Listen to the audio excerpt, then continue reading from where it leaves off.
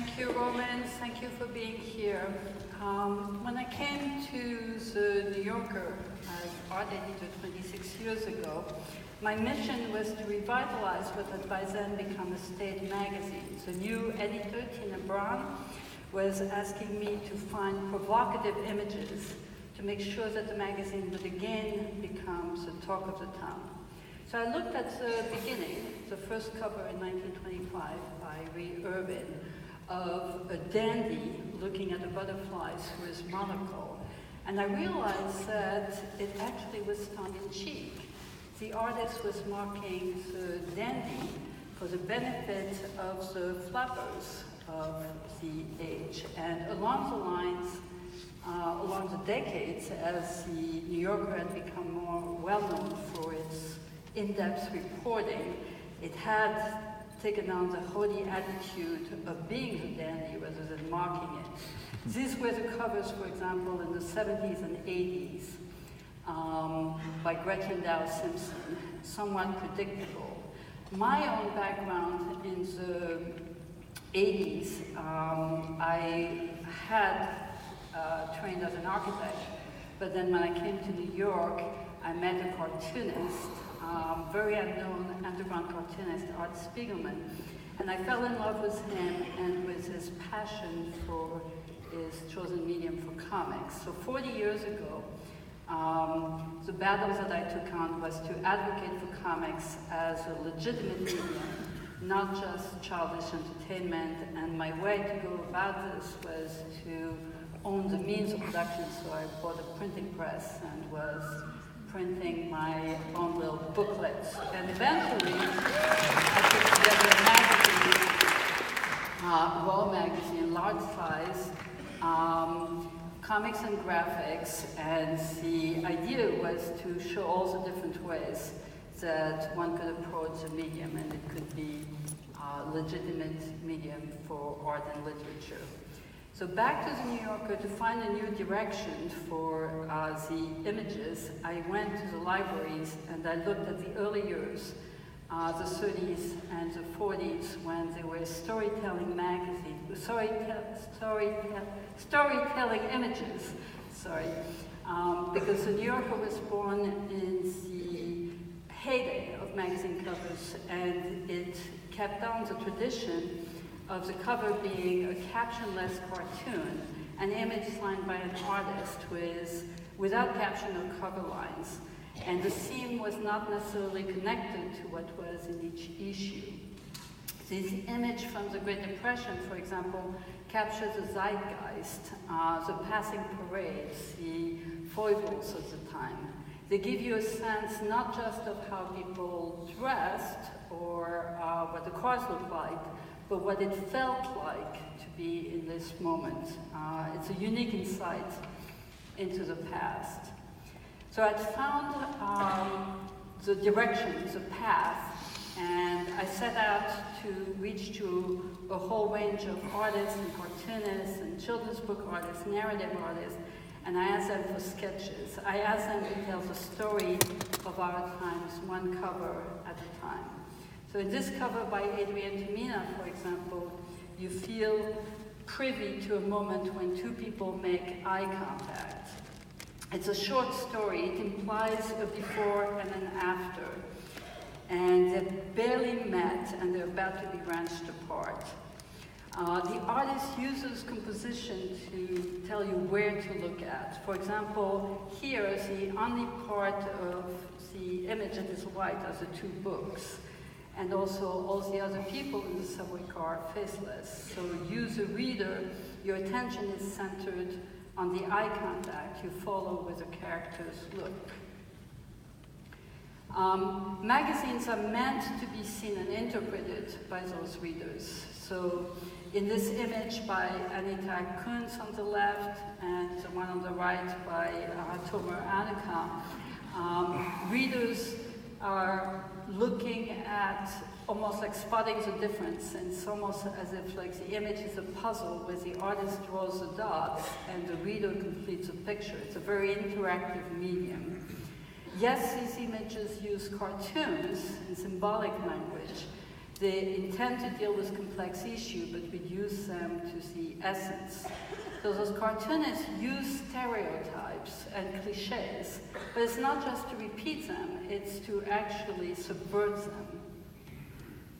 I give artists a calendar of suggested themes. This was an image that we published for Mother's Day.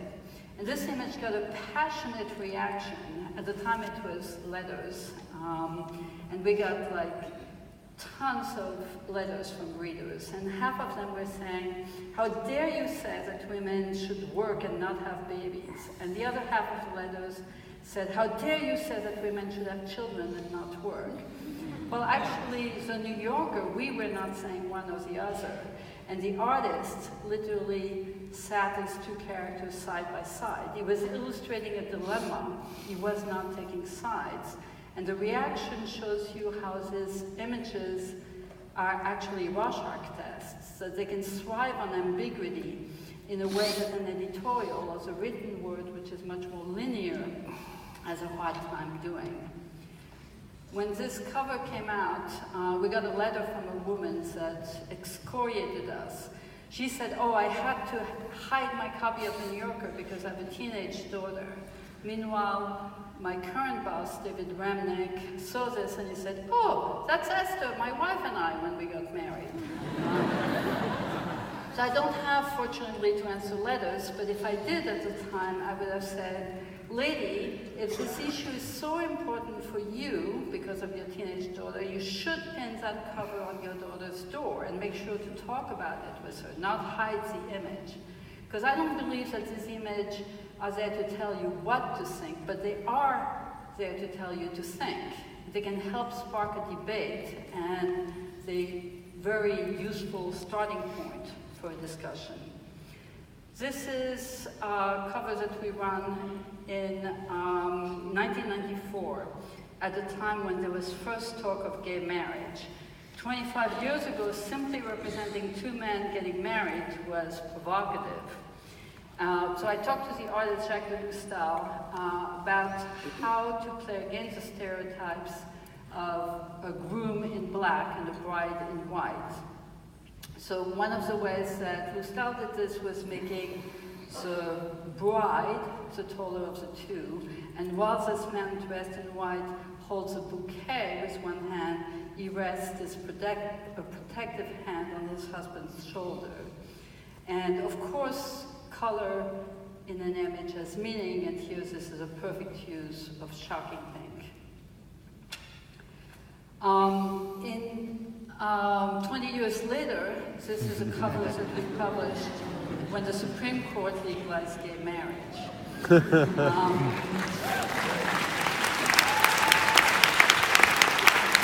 Yay for the Supreme Court. This is great for our kids, a moment we can all celebrate, said the artist. And it makes sense that this image revolves around a children's show, because the ultimate moment of victory in the fight for marriage equality is when you no longer have to hide your love in front of the kids. PR people told me when this was published that it got 60 million impressions, and twice as much if you count social media. It went all around the world. It still remains astonishing to me when an image just drawn by an artist with a pen can have this kind of amplification. And not every image that is sent to me gets published. I ended up in 2012 putting together blown covers, New Yorker covers that you were not meant to see, showing some of the unpublished images. Normally, I'm blessed because the decision chain is very short. It's just I show sketches to my editor, first Tina Brown, now David Remnick, and he chooses it and he stands by his decision, which is wonderful. But this is one time where he had approved the sketch, and when the finish came in, he was traveling, and he told me to show it to some of my colleagues. So I gathered a couple of people, and they started talking about the image, and at first they laughed, but as they were discussing it, they ended up with a conclusion like, oh no, we can't do this. And I said, why? But it's because the Pope had nothing to do with Marilyn Monroe. so the image was killed. All this to say, committee editing, like, I don't think most of these images would survive. Some of those images like this, I don't think was quite publishable at the time by Danny Shannon, or this image by Zohar Lazar, but seeing the unpublished sketches is very informative about the process. I used to have a corner of my office that was all of the Salon des Refusés, all of the images like this that never quite made it to cover. This was in time for Father's Day. And I do tell artists, even though not every sketch can be published, to make sure to show me everything. Like Anita Kuhn says that I told her, think of me as your confessor, like you can tell me everything. I won't necessarily show everything to Remnick. So one day Barry Blitz showed up with this sketch of a punk in an audience of laughing people. I said, I don't get it.